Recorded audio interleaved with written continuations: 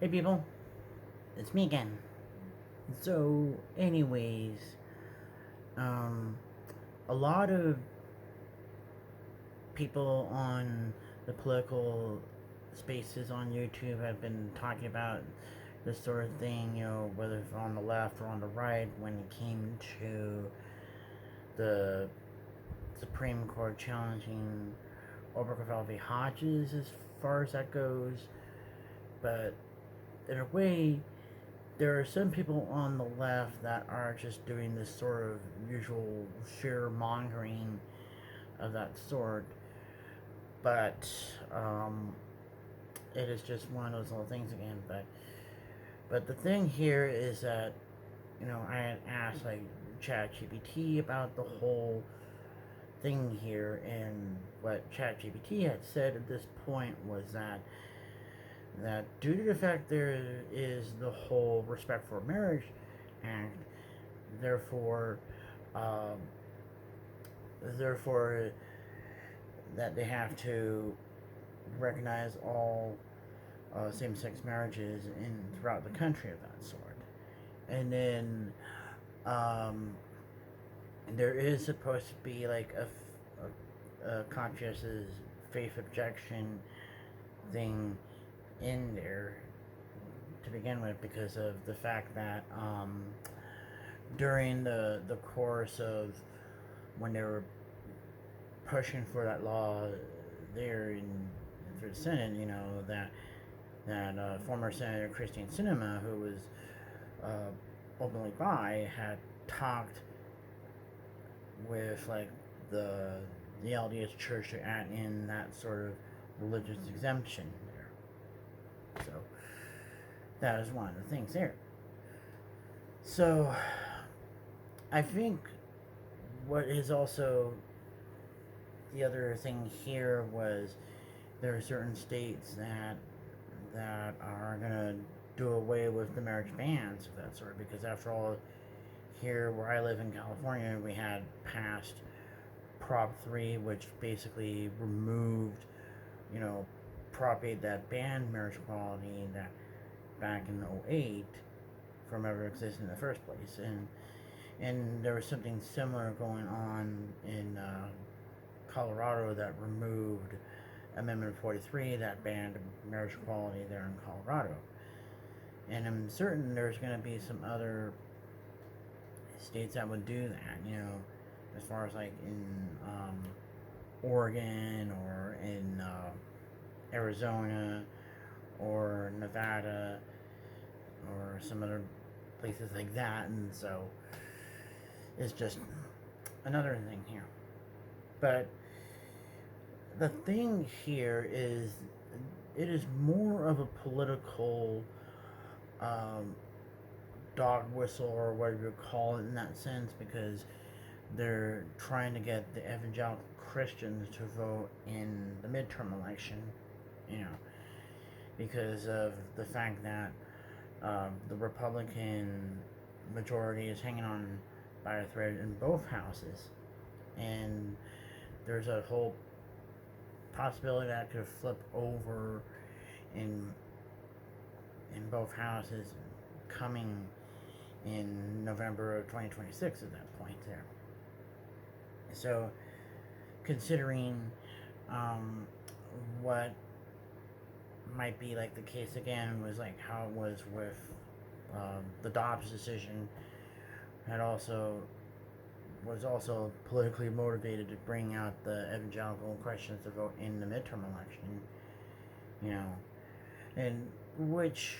had mixed result, which was like the Republicans gained 9 seats in the midterm, but the Democrats had gained 1 seat in the Senate during that midterm. So, so it just, in a way, I think of it as that they might not even, they might not even rule that way, because especially what happened as far as the political backlash against overturning Roe v. Wade, you know. And I have this sort of feeling that that's just going to be the case, because after all, you know, already the the Republicans are kind of already been kind of disillusioned with Trump, and it's just, the whole new car smell and all this, and it's just it's just one of those little things where that happens every time, like after at least a couple of months of the president or the new president coming in, then the supporters start to get disillusioned with the president at that point. When it came to like Obama, or when it came to Biden at that point. I think I think it was also like the case with Bush when once Bush had got reelected, but I don't think it was really like that much the case when it came to Bush back in '01. I think there might have been some bit of like disillusionment with Bush back in '01, but then 9/11 happened and all this, you know. But I mean, I think there was also that way with Clinton, and maybe even like with the Bush 41 at that point, but still, I kind of think that that there's just more to that, and I think that even if there was a overturning of over Gaddafi Hodges, there's going to be some other precedent later on once the whole Supreme Court configuration changes again, if somehow it shifts to like a 5-4 split or even a 6-3 majority on liberal leaning at that point, or the change of the makeup of the Supreme Court somehow happens like in the next 5 to 10 years at that point, because I do remember at one point where what was it that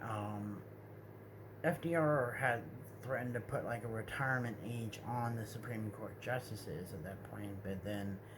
that would have, if he had done it, it would have had like term limits on the Supreme Court justices and have the mandatory retirement age, just as much as like